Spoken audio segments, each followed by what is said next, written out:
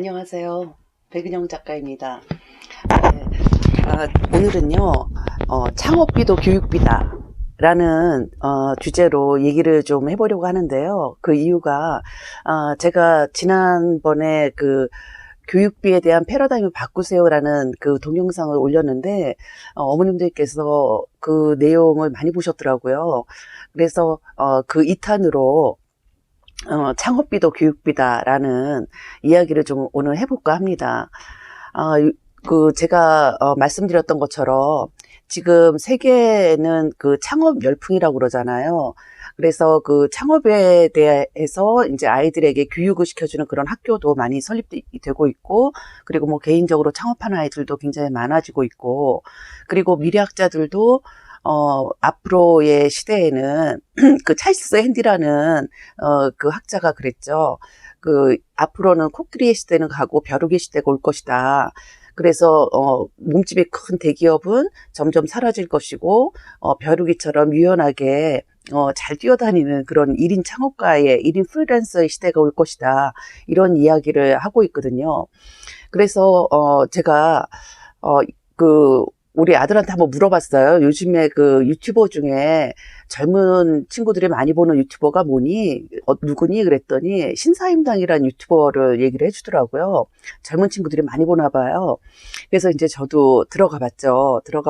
봤더니 이 친구가 대기업을 다니다가 창업을 했는데 아주 성공한 친구였나 봐요. 그런데 이제 이 친구가 이제 그렇게 성공을 하다 보니까 이 친구의 이제 친구가 백수가 됐대요. 그런데 이제 이 친구는 게임 업체에서 일을 하다가 백수가 됐는데 성공한 그 신사임당한테 가서 부탁을 한 거죠. 뭐라 그랬냐면 나도 너처럼 돈을 좀 잘 벌게 해줘. 나 큰일 났어. 이제 이러는 거예요. 그래서 이제 이 신사임당이란 친구가 그럼 너 내가 시키는 대로 한번 해볼래? 그런 거죠. 그랬더니 이 백수 친구가 어땠겠어요? 당연히 한다고 그러죠. 목숨 걸고. 그래서 이 둘이서 창업 다마고찌라는 채널을 개설을 합니다. 그래서 그 신사임당이라는 멘토가 이 백수인 친구에게 이렇게 해라 알려주는 게 이제 1화서부터 계속 이제 진행이 되는데요. 제가 그 첫 번째 편을 봤는데 정말 눈물을 왈칵 쏟았어요. 그 얘기를 좀 어머님들께 해드리려고 합니다. 이제 이 백수인 친구가 간곡하게 부탁을 해서 이제 그 신사임당이 이 백수 친구의 그 지금 상황을 알아야 되잖아요. 그래서 그 백수 친구한테 물어봅니다. 너 나처럼 창업하려면 한 50만 원 정도는 있어야 되는데 너 50만 원 있어? 물어봐요. 그랬더니 이 백수 친구가 없대는 거예요. 그런데 그 다음 말에 제가 울컥하더라고요. 백수 친구가 뭐라 그러냐면, 나 지금 50만 원은 없는데, 내가 정말 노력해서 한번 20만 원은 내가 만들어 볼게. 이러는 거예요. 그래가지고 저도 이제 그 청년을 키우는 엄마로서 그냥 가슴이 먹먹해지더라고요. 어떻게 그 친구는 이제 30이 넘었는데 30이 넘은 친구가 수중에 저만한 돈이 없을까?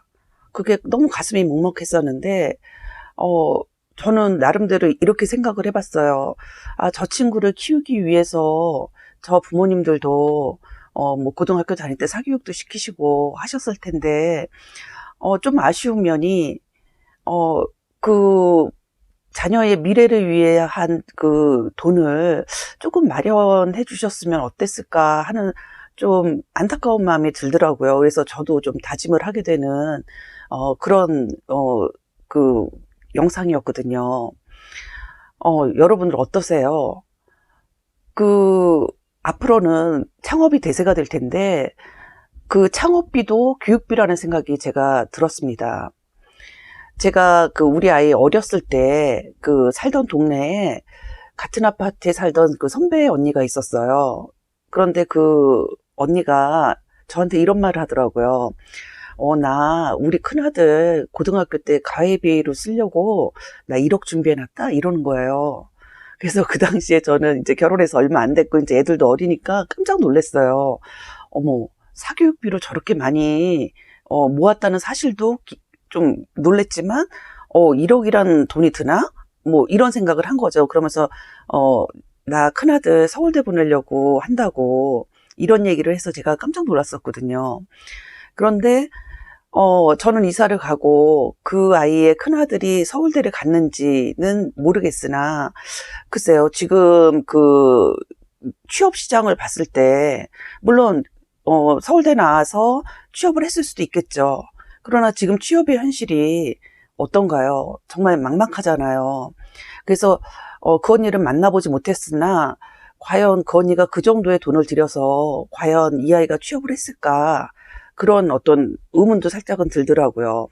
그래서 어머님들께 정말 말씀드리고 싶은 게 뭐냐면 앞으로 우리 아이들이 살아갈 시대에는 정말 막막한 현실, 취업 빙하기. 예, 얼마 전 그 신문 보도 났었죠. 그 스카이 아이들이 30전 30패다라는 기사가 났어요. 그러니까 스카이라고 그러면 우리가 학벌이 굉장히 높고 그런데 그 아이들이 30번 이력서를 내서 30번을 다 패한다는 거예요. 그런 현실이 지금 아이들 앞에 놓여 있고 그래서 이제 외국에서도 그 창업 열풍이 일면서 창업 교육에 굉장히 매진하고 있고 그리고 아이들에게 도전의식을 불어넣는 그 기업가 정신 그런 교육들을 많이 지금 하고 있거든요. 그래서 과연 우리가 앞으로 아이들이 살아갈 시대를 대비해서 부모가 어떤 역할을 해야 될 것인가 거기에 대해 생각을 해보면서 그 창업 다마고찌를 보면서 그래 아이들이 나중에 창업한다고 했을 때 정말 20만 원 정도 보다도 더 많이 조금 준비를 좀 해주시면 어떨까. 근데 어머님들이 이렇게 생각하실 수 있어요. 그 아이들 독립에 좀 해가 되는 거 아닙니까? 그런데 저는 과거에는 그랬을 수 있어요. 그런데 앞으로의 시대에는 아닌 것 같습니다. 그래서 아이들이 창업을 한다고 했을 때 조금 도와주실 수 있는 그런 어떤 시드머니 정도는 마련을 해주셔야 되지 않을까 그런 생각을 합니다. 그리고 제가 이렇게 이제 생각을 하는 또 한 가지 얘가 또 그 얼마 전에 신문 보도에 났는데요. 지금 그 노량진 고시원 아이들이 밥을 80% 이상 넘게 두 끼밖에 못 먹는다고 합니다. 그리고 강남의 어느 교회에서 이제 청년들을 위해서 점심 식사를 대접을 하는데 거기에 청년들이 너무너무 많이 온다는 거예요. 그리고 심지어는 싸가기도 하고. 예. 그러니까는 굉장히 이 청년들이 정말 힘든 현실을 견디고 있다라는 거죠. 그리고 지방에서 온 취준생 같은 경우는 진짜 부모님들이 한 달에 100만 원을 졸업한 그 아이한테 보내기 참 힘든 현실이죠. 그럼에도 불구하고 아이의 미래를 위해서 이제 100만 원씩을 보낸다고 했을 때 아이들이 그 집값 있잖아요. 고시원 같은데. 그런데 뭐 30만 원, 40만 원. 그러니까 창이 없으면 30만 원, 뭐 창이 있으면 40만 원, 햇빛이 잘 되면 뭐 50만 원. 뭐 이런 식으로 방을 구한다고 그래요. 그러면 100만 원에서 30만 원으로 치더라도 30만 원을 주거비로 하게 되면 그다음에 학원비를 내야 되죠. 그리고 이 아이들이 식비로 쓸 수 있는 돈이 제가 생각해도 한 2, 30만 원 정도 될 것 같아요. 그런데 요새 그 밥 한 번 먹으려면 굉장히 비싸잖아요. 물론 이제 음식점을 하시는 분들은 자재비도 많이 들고 그것도 이제 그러니까 싸다라고 생각하실 수 있지만 이렇게 취준생 같은 경우에는 굉장히 부담되는 돈이거든요. 그러니까 아이들이 정말 한참 식성이 좋을 때 두 끼밖에 해결 못하는 아이들이 80% 이상이다라고 했을 때는 우리가 교육비를 어떻게 써야 되는가 다시금 생각을 해봐야 될 시점이 아닌가 그런 생각이 듭니다. 그리고 제가 이제 우리 아이들이 대학생이 됐을 때 주변을 이렇게 대학생을 가진 엄마들을 이렇게 제가 분석을 한 적이 있어요. 관찰을 해서. 그런데 그 대학생을 가진 엄마의 부류가 세 부류로 나뉘더라고요. 한 부류는 그 등록금도 내주고 용돈도 주시고 그리고 아이의 미래를 준비하는 돈도 이렇게 주시고 하는 그 첫 번째 부류의 엄마가 계시고요. 그 다음에 이제 두 번째 부류의 엄마는 등록금은 내주시고 그런데 용돈은 알아서 해라. 이런 엄마가 계시고, 그 다음에 이제 세 번째 엄마는 등록금도 네가 알아서 하고, 그 다음에 용돈도 네가 알아서 해라. 아, 나 너 여기 대학 보내는 때까지 엄마 돈 다 썼다. 이런 엄마의 부류가 있더라고요. 여러분들, 어떤 아이가 더 학점이 높을까요? 그렇죠. 첫 번째 부류의 엄마의 자녀들이 그 학점이 높죠. 그게 신문보도에도 나왔습니다. 아르바이트를 하는 친구와 안 하는 친구, 그리고 아르바이트를 교내에서 하는 친구와 교외에서 하는 아르바이트를 하는 그 친구들의 성적을 분석을 해보았더니 아르바이트를 안 하는 친구들이 가장 높았고요. 그 다음은 교내 아르바이트를 하는 친구들, 그 다음에 가장 학점이 낮았던 친구들은 교외 아르바이트. 우리가 그 바깥에서 볼 수 있는 그 아르바이트 청년들, 그 아이들이 가장 성적이 낮았다고 합니다. 그리고 저는 개인적으로 커피를 되게 좋아해요. 그런데 아들들이 대학을 들어가고 나서는 커피 전문점을 못 가겠더라고요. 물론 제가 그 뭐 출판사나 이렇게 뭐 관련되는 분들을 만날 때는 카페를 가죠. 그런데 내가 돈이 조금 있다는 이유만으로 거기 가서 그 아이들이 1시간 서 있어야 되는 그 커피 한 잔을 받아드는 제 손이 너무 부끄럽더라고요.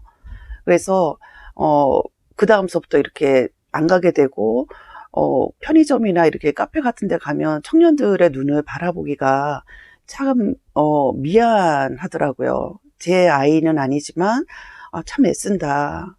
안 됐다. 물론 그들이 자신의 미래를 위해서 준비하기 위해서 자기의 어떤 노동력을 미래를 준비하기 위한 걸로 하는 거지만, 우리 부모들이 조금만 그 경제적인 관념을 달리 생각해서 교육비에 대한 패러다임을 좀 바꿔서 아이들의 미래를 위한 시드머니를 조금 마련해야 되는 그러한 지금 시대라는 거죠.